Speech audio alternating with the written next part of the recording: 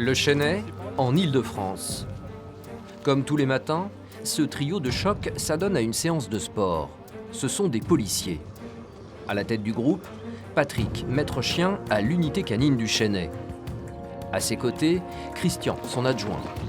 Et celui qui aujourd'hui mène la course, c'est Lipton, un berger belge de 3 ans. Lipton est un chien pisteur, c'est-à-dire qu'il est spécialisé dans la recherche aux personnes. Car au même titre que leurs collègues sur 2 jambes, dans la police, certains animaux ont de véritables missions. Allez, tu cherches, allez, ta piste. Les chiens de recherche sont parmi les spécialités les plus rares. Il n'y a que 6 équipes cynophiles dédiées à ces recherches en France. Les chiens qui les composent sont la fierté de leur maître. C'est des chiens à fort potentiel, autant sur le plan physique que psychologique. C'est des chiens qui sont endurants, qui sont très sportifs. C'est un chien qui s'adapte énormément. Et c'est ce qu'on appelle, nous, c'est des bosseurs. Voilà. C'est la Rolls du chien de sport, du chien de travail, quoi. Ce qu'on appelle plus communément le chien de piste, c'est la recherche, l'exploration, le pistage. Donc c'est la recherche de personnes disparues à pied. Cache ! Mineurs en fugue, personnes fragiles qui s'échappent d'hôpitaux ou de centres psychiatriques, mais aussi criminels. Les chiens sont sollicités pour tous les profils. Allez gros, tu bosses. Le chien de piste peut tracer une personne victime. Il peut également tracer une personne auteur d'infraction, de délit ou de crime. Ces enquêteurs hors normes, la police les considère comme membres à part entière. Ces chiens sont enregistrés dans les effectifs.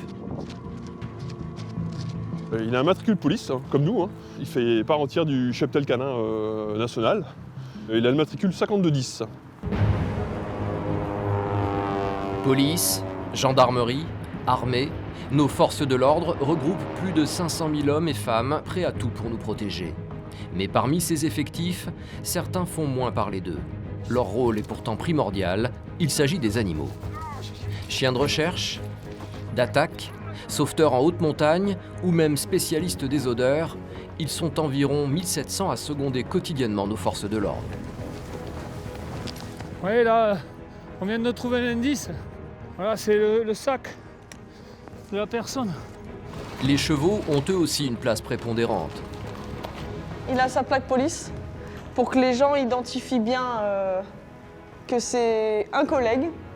En cas d'arrestation musclée, Police, arrêtez-vous! ils sont formés à neutraliser sans violence des individus virulents. Les mains sur la tête, monsieur. Pendant des semaines, nous avons côtoyé ces animaux d'exception. De leur formation aux missions sur le terrain, portrait de ces membres des forces de l'ordre un peu spéciaux.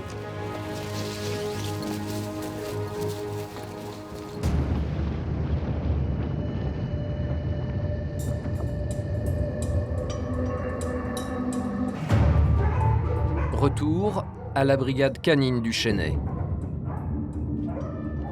Lipton est un renfort indispensable dans certaines affaires.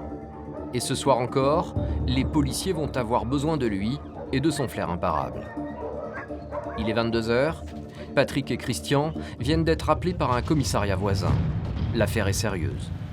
On part sur une disparition inquiétante de 2 mineurs sur la commune de Saint-Ouen-l'Aumône.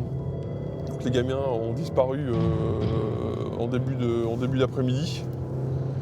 On a un gamin de 7 ans, une gamine de 13 ans, donc vu l'heure qu'il est, là, il est 22h30 bientôt. C'est des mineurs, c'est des personnes vulnérables. Hein. Puis les conditions météo commencent à faire un peu frais, donc on met tout en œuvre pour essayer de les retrouver au plus vite. Fugue, enlèvement, accident, dans ces disparitions tout est possible. Seule certitude, il faut faire vite. Dans les cas de disparition de mineurs, les premières 24 heures sont décisives. Alors, arrivé au commissariat de Cergy qui gère l'enquête, le duo de maître chien ne perd pas de temps. Il récolte le plus d'informations possible sur les 2 disparus. Donc ils ont été vus à pied par les caméras à 13h28 rue du Général Leclerc à Saint-Ouen-l'Aumône. Ils ont marché pendant 12 minutes. Ils ont pris le bus de la ligne 33 et ils se sont arrêtés ici. Ils ont été vus pour la dernière fois à cet endroit-là, rue Jean Zay, 13h42. Les disparus sont frères et sœurs. Grâce à la vidéosurveillance, leurs derniers allées et venues ont pu être enregistrés. jusqu'au moment inquiétant où l'on perd toute trace. C'est possible qu'elle ait rencontré les copains et qu'ils aient discuté. Ou alors elle a rencontré une fille avec qui il y a eu une différence la semaine dernière et voilà. Mais je pense pas que... De toute façon, il y aurait une rixe sur voie publique où il y aurait eu quelque chose dans ce sens-là, on l'aurait su. L'école, ils y sont allés ce matin? Oui. D'accord. Et lui, il était à la cantine. Pour le midi, on n'a pas de certitude puisque la maman n'a réussi à joindre personne. D'accord. Elle a une confirmation que le gosse avait mangé et que la sœur était venue le récupérer. D'accord. Les enquêteurs ne négligent aucune piste. Mais pour le moment, ils n'ont que très peu d'indices. Ils comptent donc sur le savoir-faire des maîtres chiens.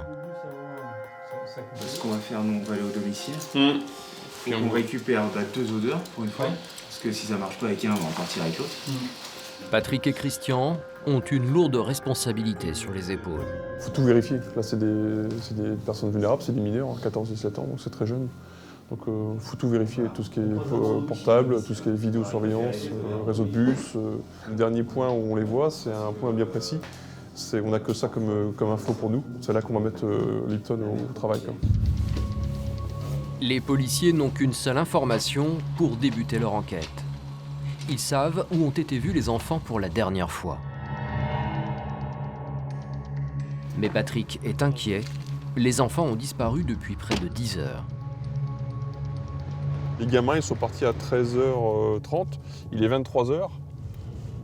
Ça fait un long délai pour le chien. Apparemment, je me suis renseigné au téléphone, il a quand même pas mal plu cet après-midi sur le Val d'Oise, plus le vent. Donc on n'a pas tous les paramètres de notre côté là. Deuxième obstacle pour cette recherche, le lieu de leur disparition. C'est un endroit qu'ils fréquentent tous les jours. C'est 14 et 7 ans, les deux petites victimes. Donc les gamins, on sait bien ce que c'est, hein. Ça traîne dans les squares, ça traîne dans les parcs. Donc d'après ce que j'ai cru comprendre, là, tout est regroupé, le collège, le McDo, le domicile, tout est bien dans un petit cercle bien concentré. Et bon, les gamins, ils déposent un peu tous les jours leur odeur en allant au collège, en allant au McDo, en allant jouer en bas de leur immeuble. Donc là, ça va être la grosse problématique pour Lipton. On va schématiser, hein, pour faire simple. Les gamins, quand ils sortent, ils déroulent derrière eux comme une pelote de laine. Et tous les jours, la trace olfactive des gamins est déposée au sol. La difficulté, il faut que le chien travaille sur l'odeur la plus fraîche, la plus chaude. Donc voilà la problématique dans ce genre de situation, quoi. Après de longs mois d'entraînement et de conditionnement, les chiens de piste parviennent à se concentrer sur une nouvelle odeur bien précise, en négligeant toutes les autres, et ainsi remonter la pelote de laine pour retrouver une personne, même à des kilomètres du lieu de sa disparition. On a les caméras qui sont juste là. Ils sont descendus là. Ouais. Et ils seraient partis à pied là. Ils seraient partis à pied par là. C'est devant cet arrêt de bus que les enfants ont été filmés pour la dernière fois. Le pistage commence ici. Doucement. Oui, doucement, gros. On a pris 2 odeurs. Là, on va plutôt faire travailler sur l'odeur du petit. Les policiers ont récupéré au domicile des enfants des effets personnels. Le chien ne va avoir besoin de sentir qu'un dixième de seconde la chaussure d'un des enfants pour enregistrer son odeur et la détecter au sol et dans l'air. Allez, tu cherches. Allez, tapis. Immédiatement, Lipton est sur la bonne voie. Il a effectivement reconnu que l'enfant est passé par cet arrêt de bus. Reste maintenant à remonter la piste jusqu'à lui. Cherche. Les recherches de ce soir ne sont pas simples pour Lipton. Le temps maussade de cette fin d'hiver ne l'aide pas vraiment. La météo a énormément d'influence sur le travail du chien. Quand il a plu, ça nettoie un petit peu. Quand il y a beaucoup de vent, ça éparpille énormément les molécules, donc le travail olfactif du chien est plus compliqué. Donc nous, ça nous permet de voir un petit peu dans la lecture du chien comment il est. Et voilà, là c'est reparti. La piste, c'est un travail d'équipe. Patrick reste vigilant au moindre mouvement de Lipton. Là, la traction et l'accélération nous fait comprendre qu'il est sur un couloir d'odeur. Quand il ralentira, ça veut dire que pour lui c'est plus compliqué, donc il reviendra un petit peu en arrière. Quand ils sont dans une ligne droite, Lipton arrive facilement à détecter les odeurs des enfants. Mais la chose se complique à chaque carrefour. Le vent peut prendre plusieurs directions et les molécules olfactives s'éparpillent. Lipton doit vérifier toutes les issues. Première attention, c'était d'aller là. Christian a pour mission de protéger Lipton et son maître. Il s'improvise agent de circulation. Juste une petite minute, le temps que notre chien finisse de travailler, et après on vous laisse partir. Voilà. Ça part à gauche. Là, bon, c'est parti. C'est bon pour nous. Merci, merci. Ça tire. Eh, tu cherches. Retrouver des êtres humains grâce à leur odeur, c'est une performance dont seuls certains chiens sont capables, après des mois d'entraînement, même si parfois leur instinct reprend le dessus. Non, pas toucher, Lipton. Ta piste. Ta piste. Ça reste un animal, donc dès qu'il y a un aliment au sol, un autre animal, ça peut le perturber. Bien qu'on travaille énormément pour que ça ne soit pas le cas, mais bon, comme on dit, ça reste un animal. Après 1 heure de piste intensive, Lipton finit par conduire le groupe de policiers dans un square. Un lieu que les enfants fréquentent tous les jours et où ils déposent régulièrement leur odeur. Alors, Patrick soupçonne son chien d'avoir suivi une trace plus ancienne. Donc là, on est arrivé sur un parc où les gamins ont l'habitude de tourner. C'est le parc qui est juste à côté de chez eux. Donc là, c'est la grosse difficulté pour Lipton, c'est de retrouver la trace la plus fraîche dans toutes ces méandres des déplacements des gamins. Et les soupçons des policiers commencent à se confirmer de plus en plus. En sortant du parc, ils se retrouvent à quelques mètres du domicile des enfants. Les pistes ont dû se croiser. Ouais. Et peut-être qu'il a repris une piste plus ancienne. Donc, sachant que lui ne sait pas où les enfants habitent, donc ce qui nous y emmène, c'est qu'il a pris vraiment une odeur plus ancienne. Et effectivement, Lipton semble avoir suivi une trace d'odeur déposée depuis quelques jours. Le groupe d'enquêteurs se retrouve devant le portail de la résidence des enfants disparus. C'est ici ou c'est fait là-bas? Non, c'est celle-là, ouais. Lipton a malheureusement tourné en rond. Mais on peut pas blâmer le chien. Il nous ramène au domicile, alors que le point de départ, c'est à peu près distant d'1,5 km d'ici en voiture. Sur le plan de la procédure, oui, ça va rien emmener de plus à l'enquête. Là. Il a bien travaillé quand même. Donc là, le chien, quand il s'assied, ça veut dire que pour lui, c'est terminé. Pour les policiers, la recherche des enfants grâce à leur odeur s'arrête là. Fin de mission pour Lipton. Refaire la piste dans son intégralité, ça ne servira à rien. Surtout, on évite. Tu mettrais ton chien en doute. De remettre, même sur l'odeur de... Là, on a pris l'odeur du garçon. De remettre l'odeur de la petite fille, ça le mettrait en doute. En fait, moi, je pense que Lipton a dû prendre une odeur, ne serait-ce que celle de ce matin ou d'hier après-midi. Une odeur plus ancienne. Et sur le tracé, peut-être que les gamins sont montés dans un bus, sont été pris en charge par une voiture. Si la solution du chien pisteur n'a rien donné, l'enquête, elle, continue. Les enfants restent la priorité des policiers sur le terrain, qui vont continuer à récolter des indices. 2 gamins sont inscrits, ce qu'on appelle au FPR, au fichier des personnes recherchées. Donc dès qu'ils vont être contrôlés par une patrouille de police ou de gendarmerie, ils seront vus qu'ils seront mineurs, ils seront ramenés au commissariat. Le lendemain matin, retour à l'unité canine du Chesnay. Malgré leur déception de la veille, Patrick tient à se tenir informé de l'avancée de l'enquête. Et il semble qu'il y ait eu un véritable retournement de situation. Aux dernières nouvelles, le gamin de 7 ans a été retrouvé. Uniquement le gamin? Uniquement le gamin. Sa grande sœur est venue le déposer ce matin à l'école. Ah, d'accord, ok. Il y en a une qui va se faire enguirlander. Oui. Quelque chose de propre. D'accord. Soulagement pour les policiers. Les enfants ont finalement été retrouvés à quelques mètres de chez eux. Lipton avait peut-être suivi la bonne piste. Ils ont passé la nuit chez une amie de la grande sœur. Il s'agissait en fait d'une fugue. Ce matin, donc, la sœur de 13 ans est venue redéposer à l'école son frangin, mais apparemment elle est repartie.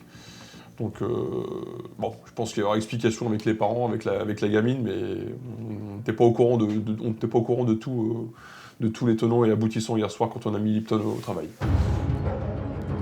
Cette année, 6 personnes ont été retrouvées grâce aux chiens de recherche de l'unité canine du Chesnay. Des animaux qui sont formés grâce à de longs entraînements avec les policiers. Nous sommes au centre d'entraînement de la brigade canine du Chesnay.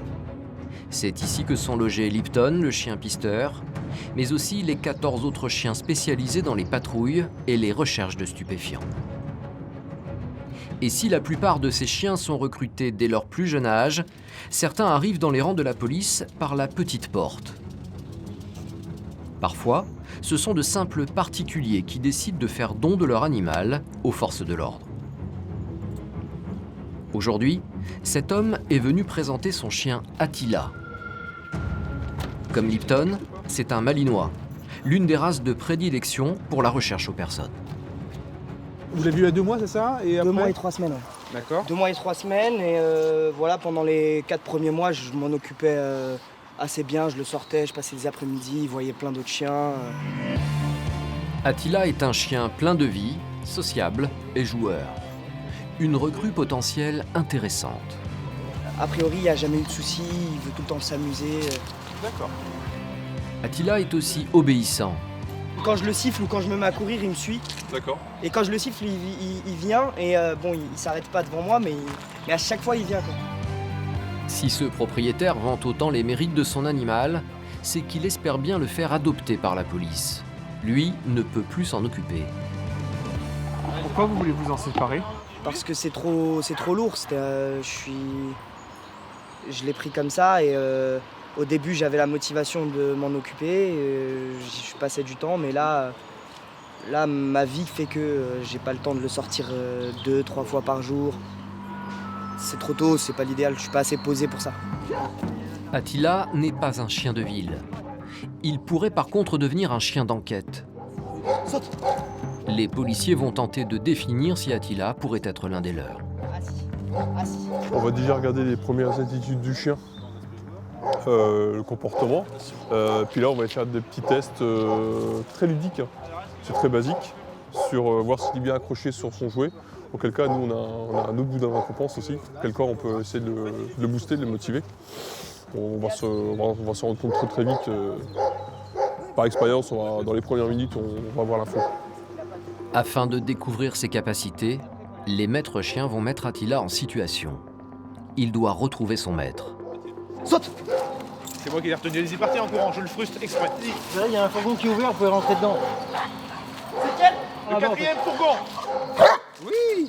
Alors, c'est la frustration du papa. Vous voyez dedans là. Allez, on y va.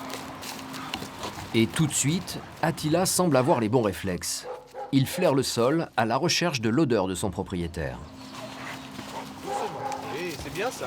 Voilà. Qu'est-ce que vous regardez là, Raphaël? Là, je regarde s'il utilise son olfaction pour retrouver son maître.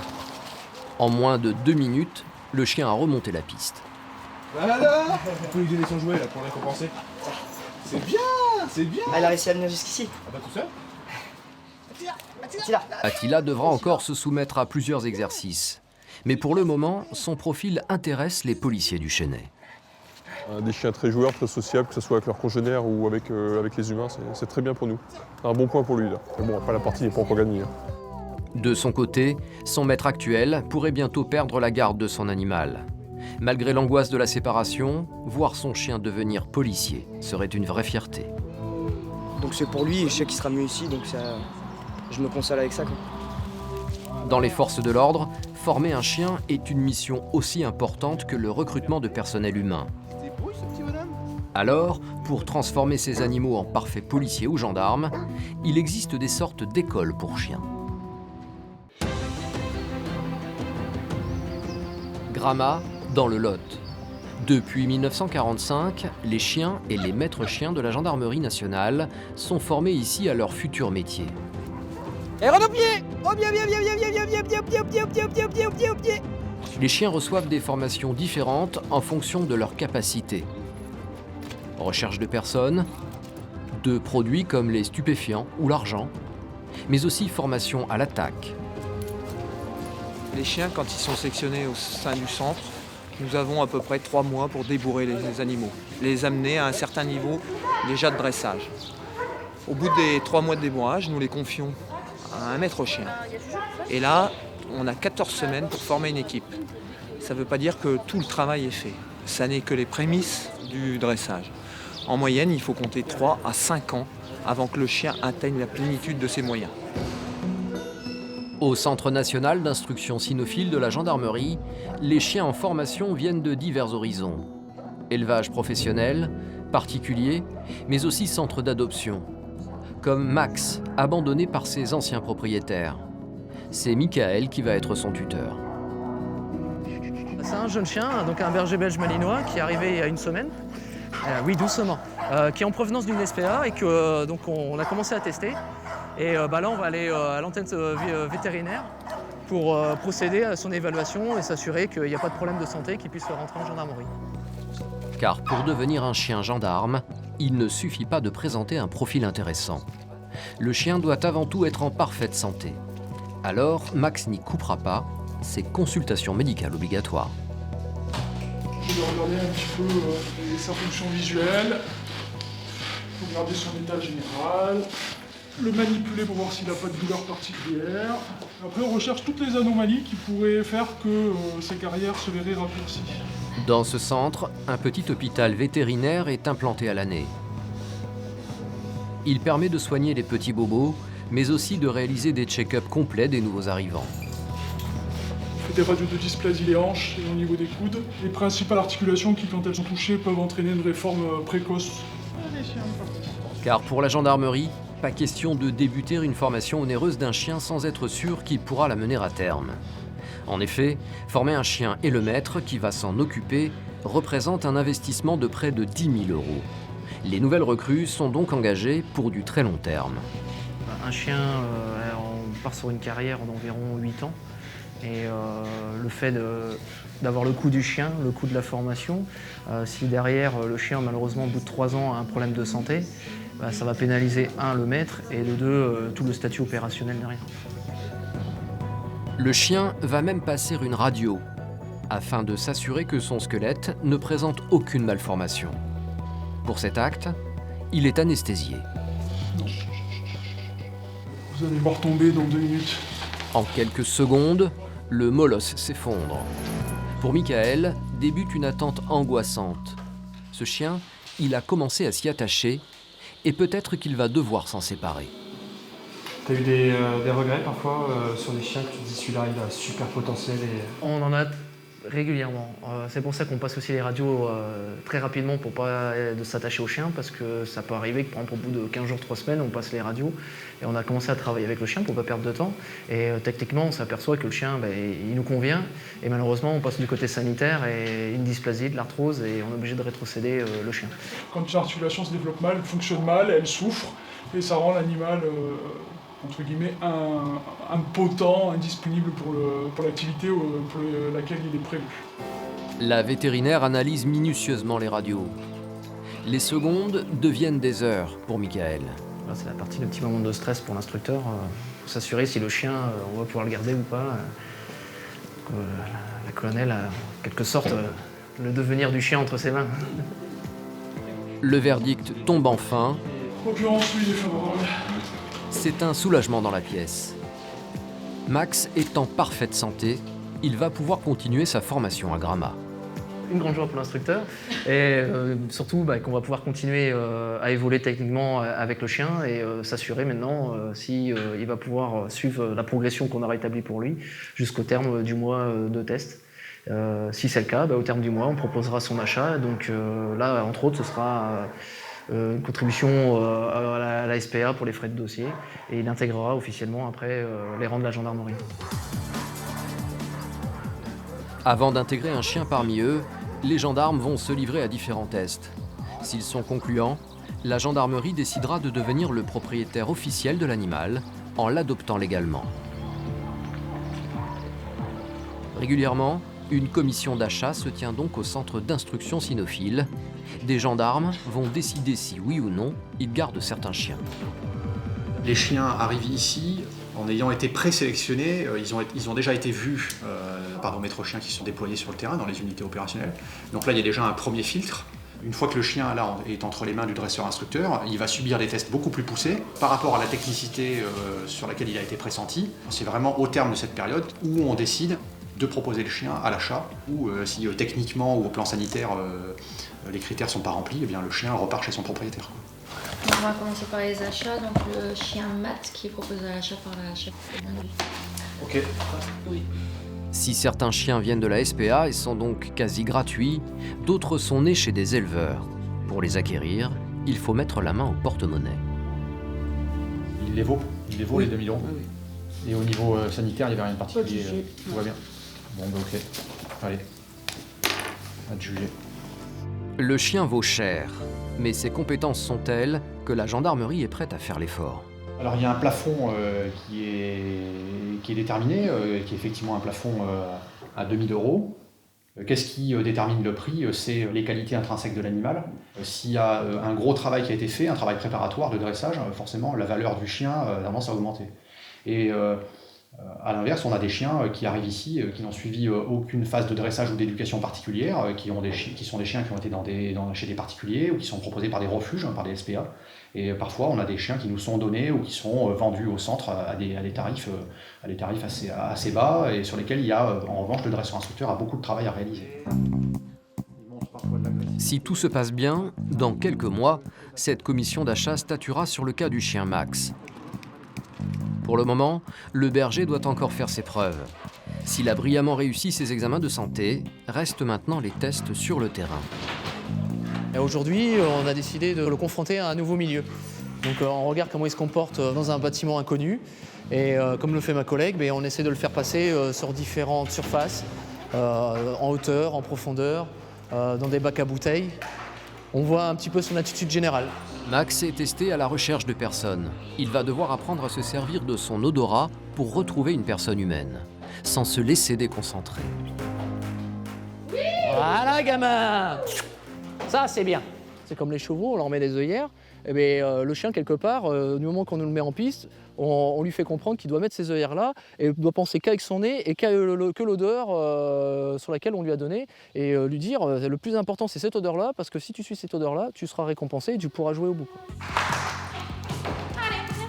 Jouer, c'est la base.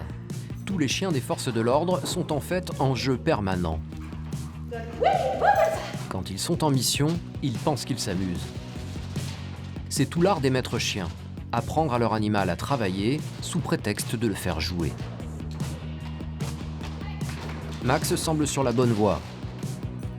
Il saute partout, très à l'aise dans ce nouvel environnement. C'est pas mal. On voit que c'est un chien à l'aise. Au centre d'instruction cynophile de la gendarmerie nationale, seul un chien sur 5 est finalement sélectionné.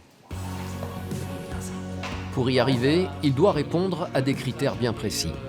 Là, ce qui nous importe, c'est qu'en fin de compte, on commence à regarder tout doucement l'abnégation du chien, c'est-à-dire sa volonté à pouvoir récupérer son jouet. Et tout doucement, on va commencer à l'emmener dans des endroits plus difficiles et on va voir justement si le chien est assez combatif pour pouvoir aller chercher son jouet.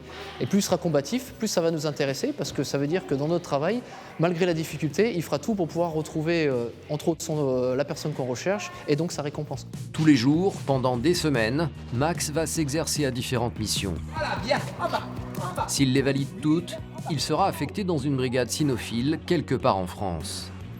Si ce berger malinois va être formé à la recherche de personnes, d'autres chiens suivent eux des formations bien différentes, ou travaillent dans des conditions plus extrêmes, comme les chiens sauveteurs de haute montagne.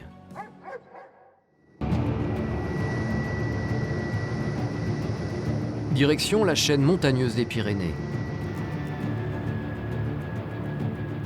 Dans cette nature sauvage, entre les sapins et les cascades gelées, les interventions auprès des populations sont risquées et ardues. Bon, avalanche.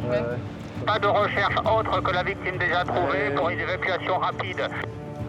Pour les mener, des policiers travaillent ici 24 heures sur 24. Des CRS, mais pas n'importe lesquels. Bien loin de l'image du policier casqué avec son bouclier qui contient les manifestations des grandes villes, ici, les CRS sont de véritables montagnards, spécialistes des interventions en altitude. Chaussures de ski de rando, des raquettes à neige indispensables pour se déplacer sur une coulée d'avalanche. Au cirque de Gavarnie, Ils sont 6 pour veiller sur la vallée. 5 hommes et Iléou, un chien policier. Eh salut le gros, ça va? Et alors? Iléou, du nom d'un lac des Hautes-Pyrénées. Alors que d'ordinaire, ce sont plutôt des bergers ou des labradors qui sont utilisés en montagne, Iléou est drahtard, une race très peu connue en France. Originaire d'Allemagne, c'est un chien endurant, utilisé initialement pour la chasse. Mais son maître, Vincent, a décidé de le transformer en chien sauveteur. Il l'a formé lui-même pendant des mois, directement sur le terrain. Ce chien, c'est vraiment un pari parce que cette race-là, elle n'existait pas du tout en France et peut-être même dans le monde. Au niveau des chiens de travail de la police, déjà, ça n'existe pas. Et ce n'est pas une race qui était à la base utilisée pour faire de la recherche en avalanche. Si Vincent a eu l'idée de recruter Iléou, c'est pour son flair hors norme. C'est un chien robuste. Voilà, la race m'intéressait parce que j'avais lu des choses sur cette race qui me faisaient dire que pour de la recherche de personnes, ça fonctionnerait. Comme par exemple la recherche du gibier au sang, c'est aussi de la piste. Sauf que les chiens recherchent des gouttelettes de sang. Et je m'étais dit pourquoi est-ce qu'un chien qui arrive à détecter une piste de gibier au sol n'arriverait pas à rechercher une personne. Je me suis dit, il suffit que j'habitue ce chien-là à rechercher de l'odeur humaine à la place du gibier et j'aurai la quête qui sera déjà acquise pour lui puisque c'est instinctif. Vincent et son chien, c'est plus qu'une relation de travail. Les deux acolytes vivent ensemble 7 jours sur 7. Vincent a pour mission de fournir à son animal tout ce dont il a besoin, à commencer par des repas équilibrés pour affronter les hivers sibériens de la montagne. Je le fais manger un peu en début de journée quand on est susceptible d'intervenir, pour pas qu'il ait une baisse de régime s'il y a une recherche, s'il y a une recherche dans la journée. Chez les CRS de haute montagne, les équipes sont donc très soudées. Si Iléou possède ses appartements privés pour la nuit, de leur côté, les policiers, eux, se partagent un chalet. Bon, garbure ce soir. La traditionnelle garbure pyrénéenne. Après, il y a des meilleurs cuistots que d'autres. Les maîtres chiens, ils sont bons. Pendant leur garde d'une semaine, ils y vivront 24 heures sur 24, prêts à intervenir en cas d'urgence. Et comme dans tous les foyers, le soir, c'est le moment de détente. Malgré les sourires et la bonne humeur ambiante, ces policiers pas comme les autres sont toujours sur le qui-vive. À la montagne, les interventions peuvent tomber à n'importe quel moment. Et elles se font toujours dans des conditions extrêmes. Tu la pratiques parce que tu l'aimes, la montagne. Mais malheureusement, elle te rappelle tout le temps que de toute façon, c'est elle la plus forte et qu'il y a des éléments que tu maîtriseras jamais. Et aujourd'hui, on est là, on en profite. Demain, on ne sait pas où on sera. Chaque moment de calme est donc un privilège qu'il faut savourer.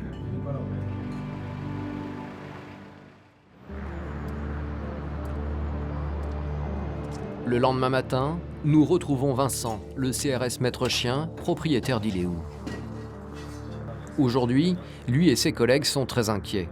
Le poste de secours est en état d'alerte. Un gros redout est annoncé. La température de 10 degrés est anormalement haute pour ce mois de février. La neige commence à fondre. Les risques d'avalanche sont démultipliés. On voit que même les grandes cascades qu'on a au-dessus du poste sont tombées cette nuit. Donc c'est la preuve d'un fort réchauffement. Ah les garçons. Vincent décide d'aller vérifier par lui-même l'état des pistes de ski de son secteur. Allez hop. Mon métier c'est maître chien d'avalanche quoi, donc je dois être quand même au courant des conditions au jour le jour, surtout que là un réchauffement météo est en cours. Donc l'évolution du manteau neigeux, il va s'alourdir le manteau neigeux. Mais les gens qui évoluent sur des domaines hors piste ou même en ski de rando ou en raquette doivent tenir compte de l'horaire parce qu'au fur et à mesure de la journée, les températures augmentent, surtout sur le coup de midi 14h. Et c'est là où les risques sont le plus marqués. Vincent vient d'ailleurs d'apercevoir un groupe de randonneurs en bord de route. Il veut absolument les avertir du danger potentiel. Vous partez ou vous rentrez? D'accord. Bon, parce que j'ai vu l'heure un peu tardive. D'accord, ouais. Ouais, il faut rester sur des itinéraires tranquilles parce que je ne sais pas si vous êtes au courant, mais ouais, les risques sont quand même assez élevés pour... Vous connaissez bien le secteur, oui? Il n'y a pas de souci? D'accord. Allez, on vous regarde partir un peu. Les sauveteurs de haute montagne ne sont pas là qu'en cas d'accident. Leur rôle, c'est aussi de faire de la prévention afin d'éviter les drames. Il faut être sûr qu'ils restent sur des itinéraires abordables et que leur niveau leur permette d'aller sur l'itinéraire. Si Vincent est si inquiet, c'est que les statistiques font froid dans le dos. En cas d'ensevelissement sous une avalanche, les 20 premières minutes sont primordiales. La victime a 80% de chances de s'en sortir. Après 1 heure, seulement 5%.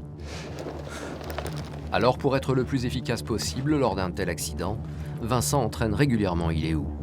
Aujourd'hui c'est jour blanc, on a beaucoup de mal à distinguer, mais souvent nos interventions se passent des journées comme celle-ci. Sur une avalanche, les chiens sont quasi indispensables. Dotés d'un flair surpuissant, ils complètent parfaitement le travail des hommes sur le terrain. Allez gros, allez tu cherches. Leur odorat est entre 10 000 et 100 000 fois plus puissant que celui d'un être humain. Il leur permet de sentir des odeurs enfouies sous plusieurs couches de neige. Sur le terrain, Iléou n'a pas conscience qu'il doit sauver un être humain. Pour lui, quelle que soit l'intervention, il pense que c'est un jeu. Allez gros, on y va. Le fil conducteur, c'est le jeu. Le chien, lui, n'a pas la notion de rechercher une personne pour la sauver. C'est vraiment pas son souci. Lui, il veut rechercher cette personne parce qu'il croit qu'elle détient son jouet. Son jouet, c'est ce boudin de caoutchouc qui procure à l'animal une immense satisfaction. Alors là, il veut son jouet absolument. C'est le jouet qu'il a eu quasiment quand il a commencé à travailler, à l'âge de 4-5 mois déjà, à faire de la recherche de personnes. Pour l'exercice du jour, une fausse avalanche a été reproduite. Jérôme, un pisteur secouriste, va jouer le rôle de la victime. Il s'enfouit dans un trou creusé dans la neige spécialement pour l'occasion. La cavité est ensuite entièrement rebouchée. Iléou a maintenant pour mission de le retrouver au plus vite. Oui, là, on vient de trouver un indice. Voilà, c'est le sac de la personne. C'est le sac de la personne, donc on peut estimer que la personne va être par là. Je vais relancer mon chien. Ça, c'est bien. Allez, garçon, allez, tu cherches. L'exercice a pour objectif de donner au chien l'envie de rechercher son jouet. La mise en scène est la plus réelle possible pour que le chien ne fasse pas la différence entre un exercice et un véritable sauvetage. Et là, donc, il y a le chien au grattage, on le voit bien. Le chien est au grattage, ça y est, il a percé, il est rentré dans le trou. Sur la neige et à 2000 mètres d'altitude, chaque mouvement est un effort pour l'homme. Iléou, lui, y évolue en toute facilité. Il a détecté la fausse victime bien longtemps avant que son maître ne soit sur les lieux. Qu'est-ce que t'as trouvé là, gros? Qu'est-ce que t'as trouvé? Ça, c'est un bon gros, ça. Allez, gros, allez, tu me le sors. Jérôme, le pisteur, piégé sous la neige, attend d'être retrouvé. Iléou, après des années d'entraînement, a bien décelé l'odeur d'un humain prisonnier des glaces. Et il sait que s'il travaille bien, il aura sa récompense. J'ai fait passer à Jérôme le fameux jouet. Et ce jeu-là me sert que lorsque je travaille avec Iléou et qu'il a trouvé quelqu'un. Et c'est sa récompense ultime. Iléou a pénétré depuis plusieurs secondes dans la cavité. Vincent, lui, doit encore creuser pour dégager la victime, avant de les libérer tous les deux et de féliciter son chien. Et là, du coup, il va sortir avec lui et vous allez voir, il va exploser de joie. Moi avec, en faisant comprendre à mon chien que c'était exactement ce que je voulais. Allez gros, tu me le sors. Allez garçon, sors-le. Ouais le gros. Ah ouais, il a trouvé. Ça c'est bien ça. Grâce à cet exercice, Iléou a encore gagné en motivation. Lui et son maître sont dans les meilleures dispositions, fin prêts pour n'importe quelle intervention. Et malheureusement, le binôme ne va pas avoir longtemps à attendre avant de mettre ses compétences au service d'une mission. 6 h du matin, à la base des CRS secouristes. Les hommes sont sur le pied de guerre. 3 skieurs sont portés disparus depuis la veille au soir. Là, on part sur les recherches des personnes qui sont portées disparues sur la station de Cotteret. On va voir quand le jour va se lever s'il y a des grosses coulées d'avalanche. Vu l'état du manteau neigeux ces derniers jours, on peut imaginer que les personnes recherchées vont être prises dans une coulée. Là, je vais aller chercher le chien. Les skieurs ont disparu depuis maintenant plus de 12 heures. Iléou va avoir un rôle primordial dans leur recherche. Les personnes ne sont pas rentrées chez elles hier soir. Cette nuit, les conditions météorologiques étaient tellement mauvaises qu'on n'a pas pu intervenir. Et donc tout laisse penser qu'ils auraient pu être pris sous une coulée d'avalanche. Vincent sait que ce type d'opération au petit matin n'augure rien de bon. Cette année, les avalanches ont été particulièrement meurtrières dans la région. On meurt de quoi dans une avalanche? Alors en premier lieu, on meurt d'asphyxie si la mort n'est pas causée par traumatisme, parce que parfois les avalanches de neige lourdes sont tellement puissantes que les personnes qui sont prises dans la coulée meurent de traumatisme. Donc si ce n'est pas le cas, on meurt d'asphyxie. Et si l'asphyxie, si on arrive à se créer une poche d'air suffisamment importante pour pouvoir respirer un moment, ensuite on meurt d'hypothermie, c'est-à-dire de froid, quoi. Les CRS ont rendez-vous dans la station de Cotteret. Ici, c'est déjà le branle-bas de combat. Des gendarmes du PGHM, le peloton de gendarmerie de haute montagne, ainsi que des pisteurs de la station sont venus en renfort. Ils ne sont pas moins de 20 professionnels réquisitionnés pour cette recherche. Beaucoup de monde, beaucoup de renforts. Donc pour ces recherches, voilà, on fait participer en partenariat les gendarmes du PGHM et les CRS pour avoir un maximum de personnes sur le terrain pour essayer de quadriller la zone le mieux possible. Malgré les moyens mis en place, peu d'espoir de retrouver les disparus vivants. Après une nuit en pleine montagne, ensevelis sous la neige, leurs chances de survie sont infimes. Les personnes ont été vues pour la dernière fois hier dans l'après-midi. Il s'agit de 3 adultes. Elles ne répondent plus au téléphone, leur téléphone sonne, mais elles ne répondent pas au téléphone. Iléou, lui, n'a pas conscience de la scène dramatique qui se joue. Il est juste excité à l'idée de partir en intervention avec son maître. Là, il est impatient, hein, il sait qu'il va se passer quelque chose, donc, et là il sait qu'on arrive à la gare d'arrivée. Il l'a senti. C'est sur ce versant que l'avalanche a eu lieu la veille. Et des traces de ski sur la neige prouvent que malheureusement, les disparus semblent y avoir été emportés. Il y a une barre rocheuse qui est parcourue par une cascade. C'est une cascade en fait qui a creusé là, tu vois, une trace noire là, vraiment marquée. Et à la gauche de cette trace noire, on devine un vieux dépôt d'avalanche. D'accord. Et la trace de ski, elle rentre là-dedans et elle ressort pas. Autre indice très inquiétant, des charognards rôdent dans la zone. Il y en a 3 renards. Hein. Il y en a 3. Il y en a un tout seul en haut, il regarde en descendant. Et comme par hasard, ils sont sur la coulée. Hein. La présence de ces animaux est de mauvais augure. Des corps pourraient bien être ensevelis à cet endroit. Sur la zone d'avalanche, là, on aperçoit 3 renards qui se déplacent sur la zone. Ça nous donne encore une indication pour dire que les renards trouvent de quoi manger sur la zone, donc, ou peut-être un sac qui a été éventré par l'avalanche. Sans pitié. Hein. Pardon ? La nature est sans pitié. La nature, elle est opportuniste, on va dire. La mission des sauveteurs maintenant semble assez claire. Il faut retrouver et rapatrier les corps des skieurs disparus. Un hélicoptère va quadriller la zone pour faciliter les recherches qui vont débuter là où les traces de ski se sont arrêtées. 2 chiens, dont Iléou, sont en première ligne dans cette exploration. Allez Iléou, tu cherches. Tu cherches. La zone d'intervention est immense. Il faut analyser des dizaines d'hectares de neige. Mais surtout, le sol est rendu très instable par l'avalanche d'hier. Avec le soleil qui commence à chauffer, les risques de suravalanche sont la hantise des secouristes. Tu la vois la cassure? Oui, celle-là, ouais. Mais il reste encore de la neige. Tout à fait. Si jamais ça chauffe, on est sud-est là. Ouais, c'est clair. C'est pour ça qu'on veut faire au plus vite. Il commence à y avoir des petits départs sur la face en amont. C'est des petits départs, mais c'est l'annonce du réchauffement avec le soleil qui chauffe. Et donc ça risque de s'amplifier avec les minutes qui vont arriver. Ça coule. Oui, ça coule. Avalanche. Un drame a déjà eu lieu ici. Il faut à tout prix éviter qu'il ne se reproduise avec des sauveteurs. Là, ils finissent de prospecter sur cette zone, mais qui est immense, avec un cumul de neige qui est très important.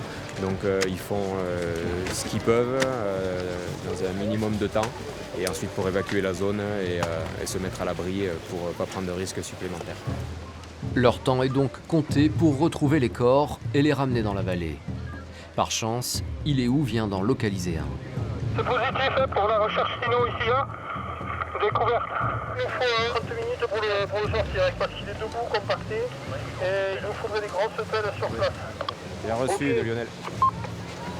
Découverte d'un skieur qui est sous une grosse quantité de neige, donc difficulté pour le sortir, environ une demi-heure de délai pour pelleter, pour enlever la neige et pour pouvoir le dégager et l'extraire au plus vite par rapport à la zone d'avalanche qui est dangereuse. On vient avec l'hélico, on extrait la victime et on part. En quelques minutes, les recherches sont terminées. Il semblerait que le maître chien qui est resté sur place a trouvé deux autres victimes. Les deux autres corps ont été retrouvés à plusieurs mètres du premier. Les chiens sauveteurs ont réussi leur mission. L'opération a rendu très difficile, avec le risque de suravalanche permanent. Et les personnes étaient ensevelies à 2 mètres, toutes les personnes, donc les odeurs étaient très difficiles à localiser pour le chien. Le chien a travaillé plus de 2 heures, c'est énorme. Vincent et son équipe sont intervenus plusieurs fois cet hiver sur des avalanches mortelles. En France, alors que la saison n'est pas encore terminée, 36 personnes ont déjà perdu la vie en haute montagne. Les CRS le savent bien, la nature est imprévisible. Malheureusement, les victimes sont toutes décédées, mais voilà, le bilan c'est qu'on a laissé personne sur place. Il y a eu vraiment du gros boulot et les familles pourront faire leur deuil et voilà, et la vie continue pour nous. Malgré des conditions de travail dans un environnement extraordinaire, le quotidien des sauveteurs de haute montagne n'est pas des plus faciles. Ils doivent apprendre à accepter les drames tout en ne perdant pas leur motivation pour de futures missions. C'est bien, ça a été bon. Ah ouais, ça a été bon. À la montagne, les chiens ont donc un rôle primordial auprès de leur maître. Mais il n'y a pas qu'en haut des cimes enneigées que leur présence est un atout. Les forces de l'ordre, quel que soit le paysage, peuvent toujours compter sur le soutien d'animaux d'exception.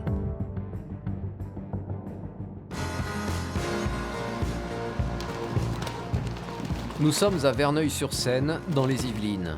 C'est ici, en pleine nature, qu'est basée la brigade équestre du département.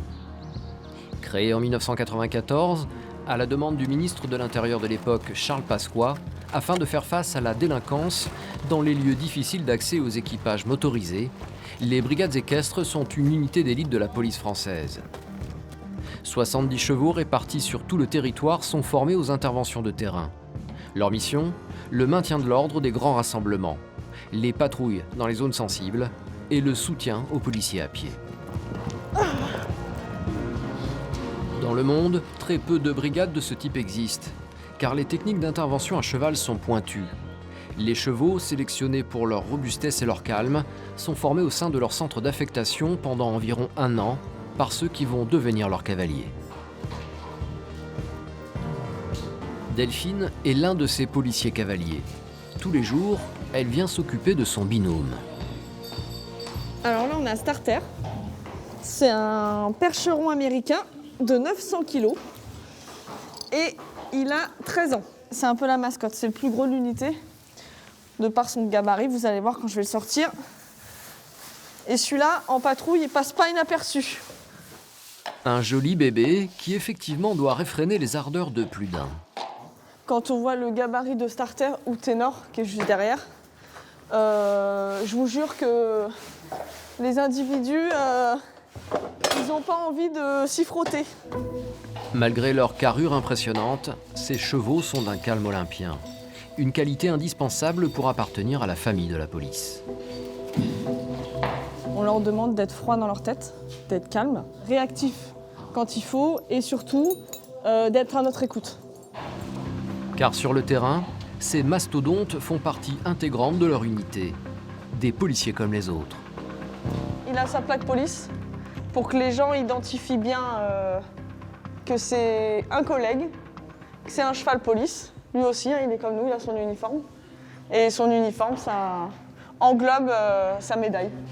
Les patrouilles des brigades équestres sont à la fois rassurantes pour les populations, mais aussi dissuasives pour les délinquants.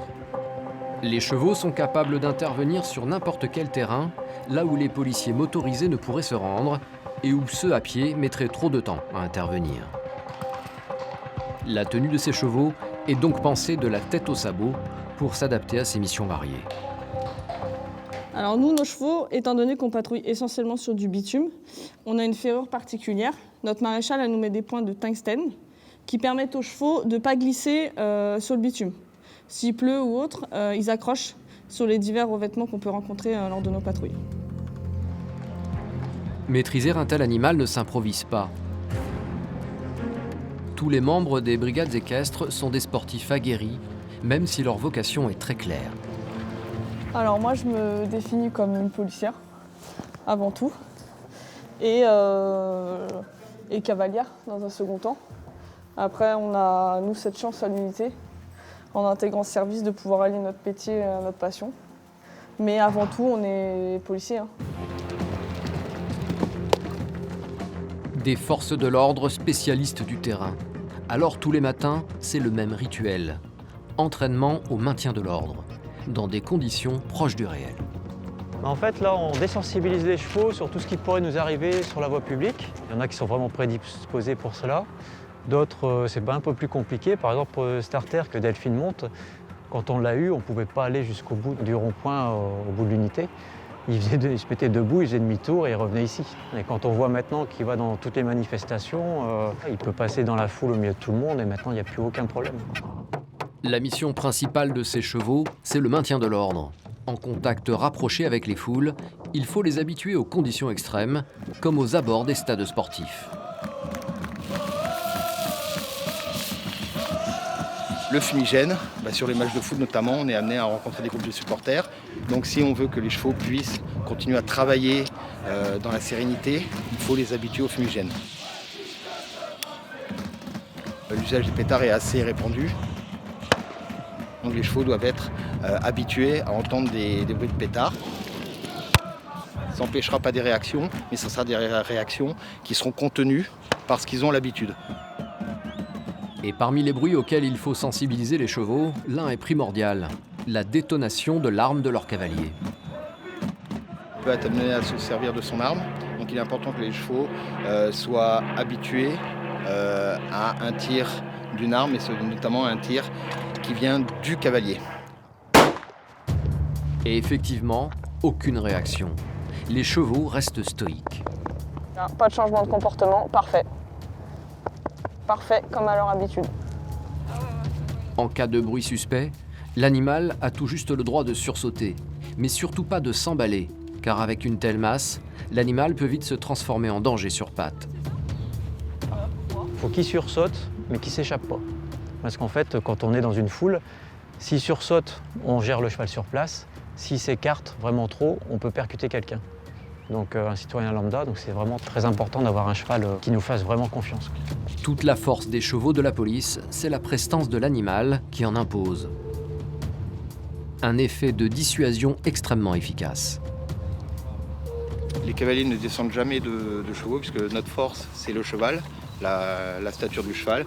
Et à partir du moment où on descend, on se retrouve en infériorité, puisqu'on a la personne interpellée à gérer plus le cheval à gérer, et donc ça devient impossible.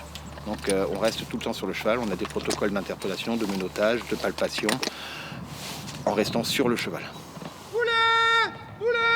Police, arrêtez-vous! Police! Mais le plus impressionnant, c'est quand le cheval se déplace. Monsieur, arrêtez-vous! Police! Près d'une tonne de muscles lancés à pleine allure. Police, arrêtez-vous! Monsieur! L'exercice du jour, poursuivre un contrevenant. Les mains sur la tête, monsieur. Vous vous collez à mon cheval. Collez-vous le dos à mon cheval à l'épaule. Un des policiers de l'unité joue le jeu, même si la simulation semble très éprouvante. Il n'y a rien à faire parce que l'impact du cheval dans le dos lors de l'interpellation, Mettez la main ça derrière. vous regardez dans quel état je suis, ça coupe mon souffle et ça annule mon envie de me débattre. De plus, les deux chevaux sont très impressionnants et la force physique du cheval fait que je n'ai pas du tout envie de bouger, de me sauver, parce que les deux, ils vont me rattraper et m'écraser. L'interpellation est impressionnante, On va aller en direction mais surtout très du efficace. commissariat, monsieur. T'es prête? On y va. Ceinturé par deux percherons, impossible de s'échapper. Une manœuvre qui met fin à toute velléité.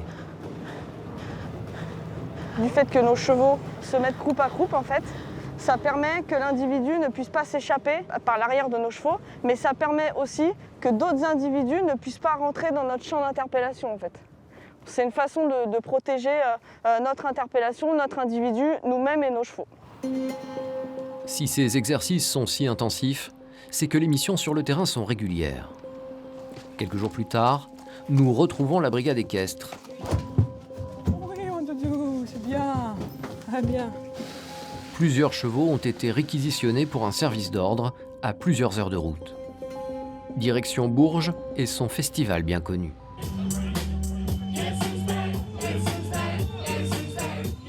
Chaque année, les rues de la ville se remplissent de passionnés de musique, mais aussi de fêtards venus profiter de l'ambiance. 250 000 festivaliers qui, pour certains, abusent un peu de l'alcool. Alors ce soir, la tension monte d'un cran. Les esprits s'échauffent, les policiers sont sur le qui-vive. Au commissariat de la ville, Audrey et ses 3 collègues se préparent pour une grosse soirée. Voilà, on a tous le même équipement basique. Le filet, le protège-chanfrein avec la visière, qui leur protège la tête.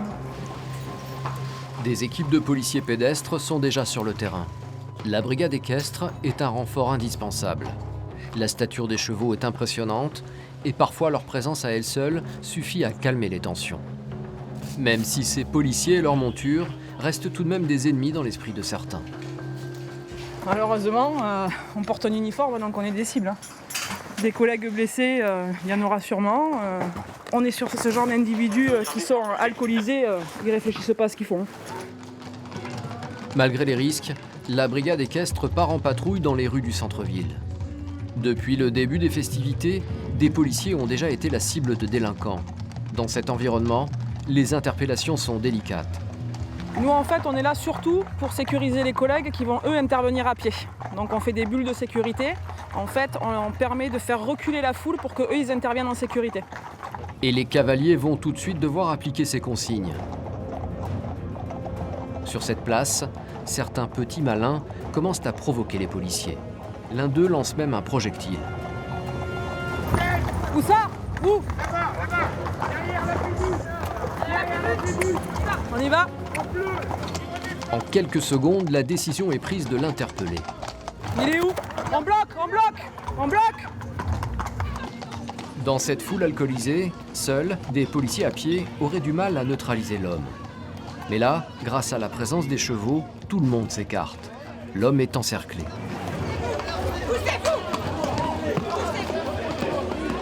L'interpellé va être conduit au commissariat pour y être auditionné. Son transfert se fait sous très bonne escorte. Un policier de la BAC le maintient devant lui. Ils sont protégés par un mur infranchissable, les flancs des chevaux de la police. On s'est fait caillasser à notre arrivée.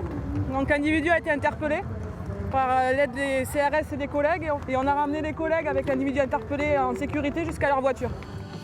Ce soir, l'intervention de la police montée aura donc permis d'éviter que les manifestations de personnes alcoolisées ne dégénèrent. Grâce à leur sang-froid, les chevaux ont parfaitement su s'adapter. Savoir faire face à n'importe quelle situation, toujours être à l'écoute, ne pas reculer face au danger, toutes ces notions sont le fruit d'un long travail qui repose sur la parfaite confiance de l'animal envers son maître.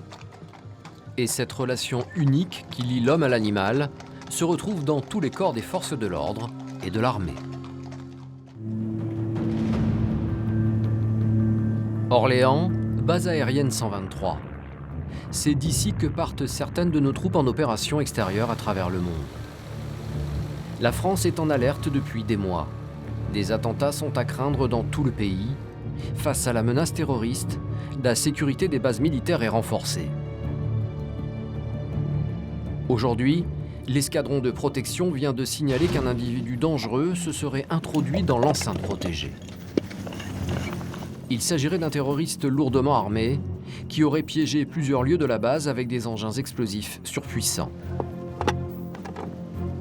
Dans le cadre de cet exercice, le commando parachutiste de l'air, le CPA-30, est envoyé en mission, accompagné de son chien d'élite. Raid de Maquis. Je viens d'arriver sur zone, je vais débuter ma fouille. Le caporal-chef Reddy est commando parachutiste depuis 5 ans. Au front, il peut être amené à exfiltrer des pilotes tombés derrière les lignes ennemies. Terry au pied. Son chien, Terry, qui l'accompagne depuis le début, est là pour l'aider et pour le protéger.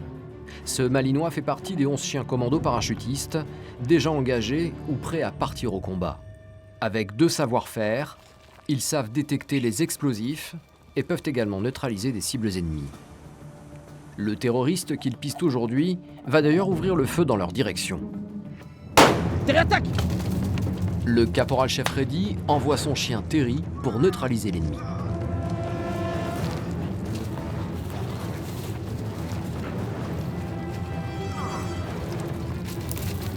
Bouge plus! Terry! Halte! Au pied. Au pied, au pied, au pied. Face contre terre, bras et jambes écartés. Couche. Tu y restes. C'est très bien. Exercice ou véritable déploiement sur le terrain, pour les chiens de l'armée française, aucune différence. Ils attaquent. Un soutien de poids pour les militaires. Là où ça va être très utile, par exemple, c'est dans le cas d'un homme qui pourrait être retranché, effectivement, ou quelque chose comme ça. Pour nous, ça va être assez difficile d'accéder à la zone dans laquelle le personnel va être retranché. Parce que tout simplement, il va nous attendre, effectivement, c'est le principe. Hein. Et pour le coup, dans ces cas-là, on va envoyer le chien, ce qui va donner un effet de surprise. En plus, potentiellement, voilà, le chien va permettre, si on a la chance qu'il morde éventuellement le bras armé ou quoi, que le personnel lâche son arme, le personnel retranché. Et ça va permettre aussi, justement, à côté, de faire une diversion pour que tout le groupe puisse avancer et venir intervenir sur le personnel aussi. Dans l'armée française, les chiens sont en première ligne. Des compagnons de guerre dévoués qui parfois doivent pousser leur mission jusqu'à l'extrême. Il faut aussi qu'on prenne en compte le fait qu'ils sont là pour nous sauver la vie, voire sauver la vie de tout le groupe. C'est effectivement quelque chose d'assez dur à enregistrer et à accepter, mais on n'a pas le choix et ça fait partie intégrante du boulot. Il faut bien considérer qu'effectivement, on risque de perdre notre chien. Afin d'éviter de tels drames, les militaires ne lâchent pas du regard leurs chiens pour repérer n'importe quel mouvement suspect. La série d'exercices continue. En avant! Terry doit maintenant retrouver les explosifs disséminés sur la base. Tu sens! Alors là, je peux lire, d'après le comportement de mon chien, déjà juste avant qu'il se couche là, qu'il était fortement intéressé par une odeur. C'est qu'effectivement, la base s'est piégée. Mon chien vient de détecter une charge d'explosifs. Des mineurs de choc, les chiens militaires sont des éclaireurs que rien n'arrête. On leur apprend à ne surtout jamais gratter, ne jamais pousser, ne jamais aboyer près d'une pose. Hein. Ça fait partie du dressage. Maintenant, on n'est jamais à l'abri que, par X ou Y raison, si c'était un piégeage par exemple prévu pour un humain, un fil piège par exemple ou quoi que ce soit, on n'est pas à l'abri qu'ils se prennent la patte dedans ou qu'ils fassent sauter la charge. Maintenant, ça fait partie aussi des risques du métier, comme on dit, et c'est un risque à prendre en compte. L'armée française possède 500 chiens. Étant donné les risques de leur métier, ces animaux doivent suivre un entraînement rigoureux. Tous sont passés par un centre militaire de formation pendant 1 an. Ils ont été sélectionnés par l'armée pour leur capacité olfactive et leur mordant. 70% des chiens soldats sont des bergers belges et 30% des bergers allemands ou hollandais. L'une de leurs principales missions sur le terrain, ce sera de protéger leurs collègues humains. On cherche aussi, c'est que le chien soit, au moment où on lui demande, soit agressif. On lui demande d'avoir du courage, du combat et de la réactivité surtout. L'escadron pratique plusieurs fois par semaine ce type d'exercice. Il passe désormais au mordant. Les Malinois sont démuselés. Leur mission, désarmer un ennemi joué par un militaire qui porte un épais costume de protection. Hey, Max, attaque! Car un chien qui attaque, c'est extrêmement dangereux. La mâchoire d'un Malinois exerce une pression de 110 kg par centimètre carré.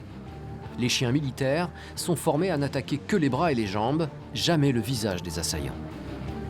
C'est ça qu'on utilise pour pouvoir intercepter les individus. C'est-à-dire que si face à nous, on a un individu récalcitrant qui ne veut pas obtempérer et qui est dangereux et qui est menaçant, on utilise ce type d'exercice afin que le chien soit capable, le jour où ça arrive, de taper et de coucher l'individu au sol. Les chiens de l'armée française sont formés à la guerre. Mais tous leurs adversaires ne présentent pas le même degré de dangerosité. Le travail des militaires, c'est d'encadrer leurs chiens pour doser leurs forces. Il faudra que la réponse de notre attaque soit proportionnelle à l'agression qu'on subit. Donc on ne peut pas envoyer un chien démuselé parce qu'un chien est considéré comme une arme. Donc c'est comme si un chien qui attaque démuselé, c'est comme si on tirait un coup de feu. Lors de leur déploiement sur le terrain, les militaires sont suréquipés grâce à un armement de pointe. Mais on a tendance à l'oublier, les chiens d'attaque font partie intégrante de cette protection. Des armes discrètes qui ont déjà sauvé la vie à plus d'un soldat par leur courage et leur abnégation. Mais si les chiens de l'armée française sont formés pour affronter des situations de conflit souvent violentes, certains de leurs congénères suivent des parcours bien différents, loin du tumulte des zones de guerre. Il existe par exemple des chiens détectives, des fins limiers formés à démasquer des criminels grâce à leurs odeurs.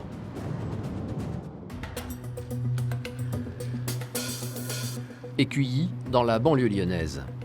Nous sommes dans un des lieux les plus importants de la police de notre pays, le centre technique et scientifique de la police nationale. C'est ici que sont résolues parmi les plus grandes enquêtes grâce à différentes méthodes scientifiques. Et parmi elles, l'une est une révolution, l'odorologie, une science basée sur les odeurs. Dans ce bâtiment, ce sont ainsi des centaines d'odeurs de suspects d'affaires judiciaires qui sont répertoriées. Un véritable musée des senteurs humaines. Nous conservons les odeurs comme des cavistes peuvent conserver du bon vin. Nous, on a des odeurs ici qui sont vieilles depuis plusieurs années. Nous en avons qui datent de 2002, et pour certaines, il nous en reste encore quelques-unes de 2001, donc ce qui veut dire qu'on a un archivage et une bibliothèque riche de 17 années d'odeurs. L'odorologie a été inventée dans les années 70 en Hongrie. En France, elle n'est opérationnelle que depuis 2003. Le major Olivier fait partie de ceux qui ont été formés en Hongrie et qui ont développé cette méthode dans notre pays. Le fait de pouvoir conserver et de pouvoir stocker des odeurs, ça nous permet dans les affaires justement de pouvoir capturer des odeurs sur des scènes de crime. Donc on les stocke, on les garde et quand il y a des mises en cause, ils peuvent être demandés à comparer 1 an, 2 ans, 3 ans, 4 ans, 5 ans après les faits. Nous avons voulu faire l'expérience de cette science incroyable. Notre caméraman va jouer le cobaye. Toute la matinée, il a conduit cette voiture. Ces odeurs ont donc imprégné plusieurs parties de l'habitacle. Une technicienne va procéder à leur prélèvement. Je vais avoir besoin de tissus spécifiques qui ont la capacité de capturer l'odeur. On se croirait dans une scène de film. Après avoir déposé des morceaux de tissu sur les zones touchées par notre caméraman, elle les entoure de papier aluminium. Un métal qui va permettre aux odeurs de chauffer, un peu comme une cuisson en papillote. Ainsi infusées, les odeurs vont mieux se déposer sur les tissus. Donc maintenant que ça c'est fait, il faut que ça pose pendant 1 heure. Ça va être la température qui va faire que les molécules odorantes vont s'agiter et imprégner le tissu. Les tissus sont ensuite déposés dans un bocal hermétique et archivés dans la salle des odeurs. Pour notre démonstration, notre caméraman doit maintenant déposer ces odeurs fraîches sur de nouveaux tissus. Dans le cas d'une enquête, la même chose aurait été faite avec les suspects interpellés dans l'affaire. C'est maintenant au personnage central de cette méthode de faire son apparition, le chien. À lui de se prêter à une séance de comparaison des odeurs afin de déterminer si celles prélevées dans la voiture appartiennent bien à notre caméraman. Car le chien est un génie de l'odorat. Nous, on a 50 millions de molécules olfactives, entre 40 et 50 millions de molécules olfactives. Le chien, il en a 200 millions. Mais c'est surtout pour lui ses capacités de discriminer les odeurs. Qu'est-ce qui font les qualités d'un œnologue ou d'un parfumeur? C'est qu'en fait, ils sont capables de nommer les odeurs. Et le chien ne va pas nous nommer les odeurs, lui, mais il a la capacité de les discriminer. Donc 200 millions de cellules olfactives, capacité à discriminer finement les odeurs, et surtout la zone épithélium du cerveau en charge du décryptage des odeurs, qui est de plus de 10%, quand chez l'homme, elle est de 0,10%. Donc il n'y a pas besoin de faire un schéma pour comprendre ces capacités beaucoup plus performantes que nous, les humains. L'odorologie ne peut en fait exister que grâce aux compétences de certains chiens. En France, ils ne sont que 7 capables d'un tel miracle. Des animaux choisis pour leur flair hors norme, qui ont suivi une formation intensive de plus de 18 mois. Car plus que d'autres chiens de la police, eux doivent en permanence retenir de nouvelles odeurs. C'est un procédé qui n'est pas identique aux chiens d'avalanche et de stupéfiants ou d'explosifs, puisque ce sont des chiens qui recherchent et identifient l'odeur humaine qu'on leur donne à mémoriser au départ sur la référence. Chaque jour, la référence est nouvelle pour eux, alors que pour les autres chiens des autres disciplines, ils ont des produits mémorisés dans leur mémoire olfactive. En ce qui concerne les stupéfiants ou les explosifs, pour nous, chaque jour, chaque séance même, puisque des fois on fait 2 à 3 séances par jour, sont des odeurs nouvelles pour eux. Ils ne savent jamais ce qu'ils doivent chercher. Et cette recherche est quasi infinie. Notre planète compte en effet plus de 7 milliards d'individus, soit autant d'odeurs différentes. L'odeur humaine, elle est propre et individuelle au même titre que l'ADN ou les traces papillaires. Si les criminels portent des gants pour éviter de déposer leurs empreintes, impossible pour eux de masquer leurs odeurs. Et vous allez le voir, ces chiens sont des nez sans faille. Donc dans ce bocal-là, on a un des tissus qui a été prélevé tout à l'heure sur le véhicule. C'est un des tissus du siège conducteur. C'est ce que nous appelons chez nous une trace odorante. C'est ce que nous allons donner à sentir au chien. Et puis dans ce bocal-là que je ne toucherai pas malgré que j'ai des gants, celui-là qui est numéroté 1, c'est l'odeur corporelle, la vôtre, que vous avez donnée tout à l'heure à ma collègue. Et parmi les autres bocaux, ce sont d'autres odeurs corporelles, d'autres hommes comme vous qui ont été prélevés. Les bocaux des différents suspects sont répartis au sol. Le chien va respirer l'odeur de notre caméraman et tenter de la retrouver parmi les 4 autres. Il est encouragé par son maître, qui, en hommage au pays d'origine de l'odorologie, lui parle quelques mots en hongrois. Super. Donc on lui fait mémoriser une odeur, là, Sagoy. Voilà, Koch Kutia. Vous voyez, Sagoy. Voilà. Il prend toutes les effluves. Sagoy. En quelques secondes, le chien a enregistré cette nouvelle odeur. Il ne lui faut pas plus de temps pour l'identifier. Koch Kutia, Manioyo Kutia. Koch. Voilà. Koch. Pour que cette découverte soit valable dans le cadre d'un procès, le chien devra repasser 2 fois sur ses bocaux, puis une 3e fois sur une ligne sans l'odeur recherchée. Un 2e chien devra se livrer au même exercice pour confirmer la recherche. Nous, on intervient au niveau du cadre juridique que dans des affaires criminelles ou dans le cadre de délits aggravés. Là, le marquage, il est franc et décisif. Et il faut qu'il soit comme ça, puisqu'on identifie des gens, donc il faut que ça soit sûr et formel. Car dans le cadre d'une véritable enquête, ces découvertes serviraient de preuve. Depuis 2005, cette méthode est en effet admise comme une preuve formelle. Depuis sa mise en place, plus de 500 affaires ont été résolues en France grâce à l'odorologie. Coche! Ah, c'est bien! À force d'entraînement répétitif, les chiens renifleurs peuvent donc résoudre des affaires judiciaires. Mais ils ne sont pas les seuls à faire preuve d'une telle ténacité. Les exercices et les entraînements sont au cœur des métiers des forces de l'ordre. Et dans les forces de police, une unité est en première ligne lors des interventions risquées. Il s'agit du RAID, une unité composée de l'élite de la police. Des hommes destinés à intervenir sur des missions antiterroristes. Par mesure de sécurité, ils doivent rester anonymes. Eux aussi possèdent à leur côté des compagnons à quatre pattes. Au sein de l'unité d'élite, 15 Malinois sont opérationnels. Les chiens d'assaut du RAID suivent une formation intensive d'1 an, au contact de ces policiers, afin de parfaitement les connaître. Nous sommes à Bièvre, au quartier général de l'unité. Comme tous les jours, les hommes du RAID se mettent en condition d'intervention. Leur objectif ? Inventer un scénario qui pourrait se produire dans la réalité, étudier toutes les possibilités d'intervention et éviter ainsi des drames. Chef de dispo de Oméga 1. Oméga 1, je vous écoute, transmettez. Aucun visuel sur le forcené. Aujourd'hui, l'exercice est un cas déjà rencontré par les policiers. Un forcené s'est barricadé dans une maison.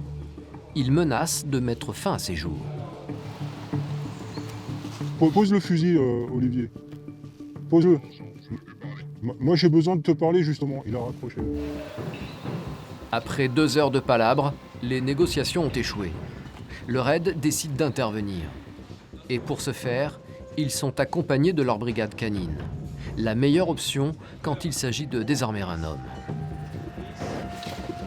Une caméra miniature vérifie tout d'abord que l'homme est bien seul. Ça touche. Je vois un individu porteur d'un fusil qui le met sous son menton. Tendance suicidaire, les gars, tendance suicidaire. Une fois cette information confirmée, le chien va pénétrer en premier dans la pièce pour neutraliser l'homme. Une grenade assourdissante est lancée pour faire diversion.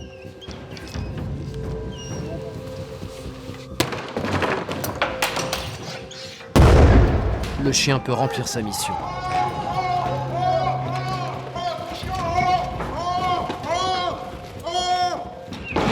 En quelques secondes, tout se joue. Le chien contraint l'homme à rester à terre. Les hommes du RAID peuvent l'interpeller en toute sécurité. Sans l'intervention en première ligne de l'animal, cette arrestation n'aurait pas pu se dérouler aussi facilement. On a au moins des chiens qui répondent à nos besoins. C'est-à-dire que c'est pas des chiens comme les autres, ils ont des besoins spécifiques. Il n'aboie pas, il est silencieux, il sait se faufiler dans une colonne. En pénétrant le premier dans la pièce, le chien devient de facto une cible. Une faiblesse que les policiers tentent de pallier en le secondant le plus près possible.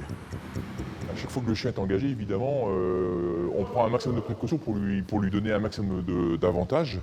C'est là on va voir donc l'utilisation de la vitesse d'exécution, la vitesse d'intervention des opérateurs est nécessaire, puisque si on laisse trop longtemps le chien avec le forcené, soit il se prend un coup de couteau ou un coup de fusil et on perd notre chien. Et malheureusement, cette option n'est pas de la fiction. Nous sommes 5 jours après les attentats du Bataclan. Des terroristes suspectés d'avoir organisé les attaques sont retranchés dans un appartement. Pas le choix, le RAID doit donner l'assaut. Et comme en exercice, c'est l'un des leurs, le chien Diesel, qui pénètre en premier. Diesel est parti faire son travail comme d'habitude, sauf que là, nous étions convaincus que les terroristes étaient neutralisés, et l'un d'eux était mis en embuscade et attendait que mes collègues arrivent pour se faire un dernier baroud en blessant ou en tuant un maximum de policiers du RAID. Et c'est Diesel qui l'a détecté, mais comme il était en embuscade, il a été plus rapide que le chien et il lui a mis deux balles, une dans la poitrine, une dans l'arrière-train, et le chien est décédé sur le coup. On n'a pas pu le sauver. Ça a été immédiat. Aux yeux des terroristes, l'animal était un ennemi comme un autre.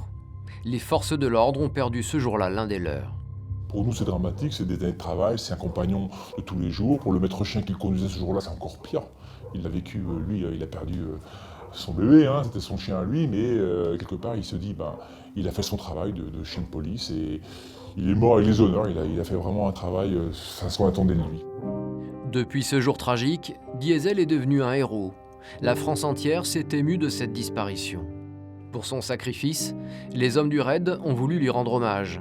Le Malinois a été enterré au sein de l'unité. Donc ici, on arrive devant la tombe de Diesel. C'est là qu'on a tenu donc l'enterrer ici. C'est le seul chien qu'on a perdu donc en opération et on lui a fait ce petit hommage avec ces petites plaques en commémoration, en mémoire. Donc Diesel repose ici depuis 2 ans et demi maintenant et tous les jours on passe devant et tous les jours on pense à lui. Donc c'est quand même c'est bien qu'il soit là en fait. C'est bien qu'il soit là parmi nous et ça marque les esprits des jeunes recrues également. Ils savent qu'ils peuvent perdre leur chien, ils savent que c'est jamais, que c'est jamais simple une intervention. Je pense que c'est bien qu'ils soient là. Les animaux des forces de l'ordre sont aussi de véritables héros qui, par leur courage et leurs actions, ont permis de sauver des vies. Et entre les chiens et les chevaux, il en est un autre qui ne fait pas souvent parler de lui et qui pourtant a participé très souvent au salut de notre pays. Le pigeon. Au Mont Valérien, à quelques kilomètres à l'ouest de Paris, est basé le colombier de l'armée française. C'est le dernier encore en usage dans toute l'Europe. Des militaires comme le caporal-chef Sébastien sont dédiés à son entretien. Alors là, on va les lâcher pour les entraîner un tout petit peu, donc pas très loin. Donc ils vont faire une petite envolée avec la vue parisienne, ça va être sympathique pour eux. Puis ça va leur dégourdir les ailes un peu. Chaque jour, ces pigeons voyageurs participent à des entraînements, avec un objectif, leur apprendre à rentrer au plus vite dans leur colombier. On a à peu près 200 pigeons voyageurs répartis entre mâles et femelles. Des volatiles qui sont chouchoutés par les militaires du 8e régiment de transmission. Quand on sait qu'on va les lâcher quoi que ce soit, donc on va regarder son œil. L'œil il est bien rouge, donc il a une belle vue, là, normalement il ne devrait pas avoir de soucis. Ses ailes, donc les 10 de ce côté-là, c'est ce qui va les aider à faire leur envol. Le matelas aussi, c'est toute cette partie de plume. Voilà, donc moins c'est aéré, mieux leur envol est efficace en fait. Comme les mains, en fait, s'il y a trop d'air, il y a trop de vent, alors que si tout est bien fermé, ils vont voler correctement. Ces pigeons voyageurs ont rendu de grands services à la France. Ils ont été utilisés pour la première fois lors de l'invasion prusse au 19e siècle. Donc les pigeons voyageurs français, l'armée a commencé à les utiliser en 1870 à cause du siège par les Prussiens. Donc ils avaient besoin de communiquer et quand ils communiquaient, ils envoyaient des ballons dirigeables vers Tours. Sauf que le seul moyen de retour qu'on a eu, c'était les pigeons voyageurs. Pour leur exercice du jour, le caporal-chef Sébastien va libérer les oiseaux à quelques kilomètres de la base. Donc là, on va mettre ceux-là dans le camion. On va les faire voyager un petit peu en véhicule et après, ils reviendront d'eux-mêmes au colombier. Une dizaine de pigeons et 2 sorties ce jour-là. Une promenade de routine pour ces professionnels du transport d'information. Vous allez voir nos pigeons qui vont revenir normalement au colombier directement. Normalement. À part s'ils vont être des femelles, vu qu'on a quasiment que des mâles dedans. C'est possible qu'ils s'échappent, mais ça m'étonne.